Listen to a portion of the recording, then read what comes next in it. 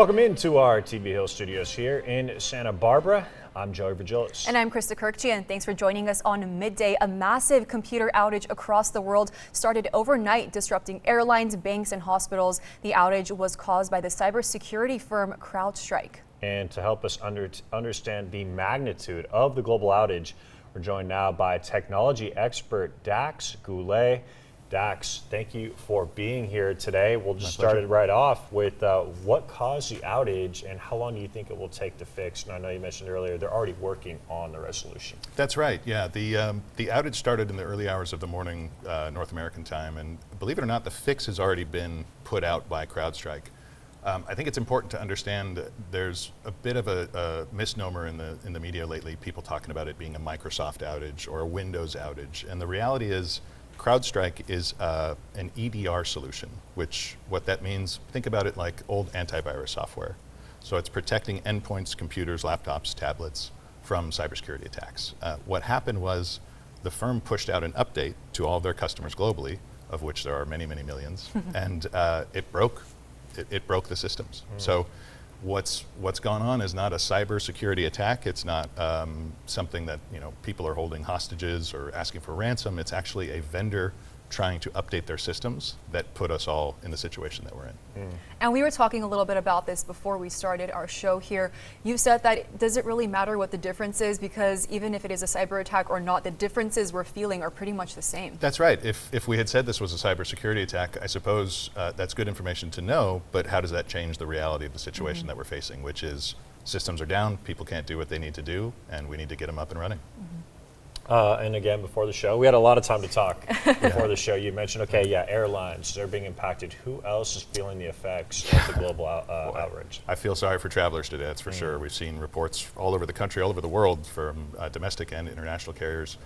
Most airlines have been impacted on some level. There are several that are out there that I'm not sure if this makes you feel better or worse, but they're on older technology, so they're not impacted. But it's not just airlines and airports themselves, it's 911 systems, it's banks, it's hospitals. So it may even be coffee chains around the country having trouble getting the caffeine to their customers in the morning. And it really is scary that we're just also reliant on this kind of technology. And back in the day, this is kind of what our grandparents and even parents were concerned about, with just the reliance on technology. Do you want to talk a little bit about the larger implications of something like this? Sure.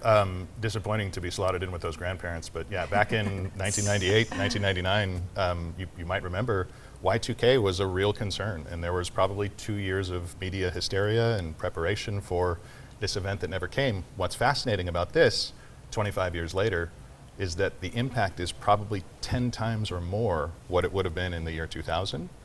And I think what's even more interesting about our current day and age is that we'll probably have moved on and stopped talking about it by Monday.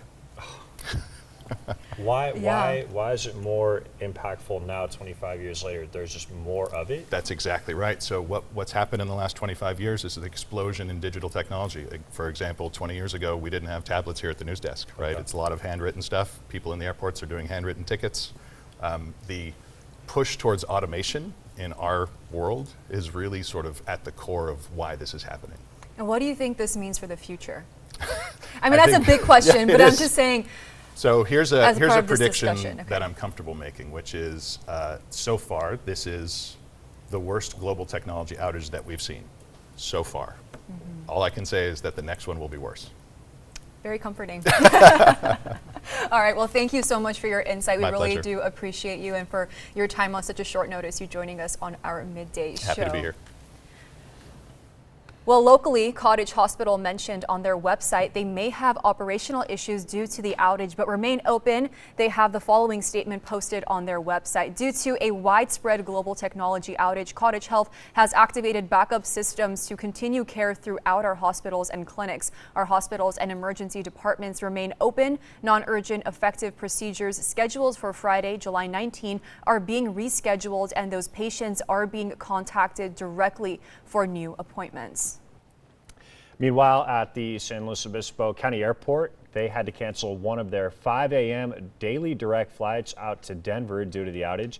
The airport put out a message on their social social media pages informing passengers that they are fully operational and told their passengers if they have an issue or want to know what's happening with their flight, they need to contact their airline carrier directly. Meanwhile, at the Santa Barbara airport, fully operational, as we had a phone call with them earlier. If you're catching a flight out of Santa Barbara, be prepared for delays. There's already been a few this morning in the airport, much like San Luis Obispo Airport is encouraging all passengers to contact their airlines directly if they have any questions.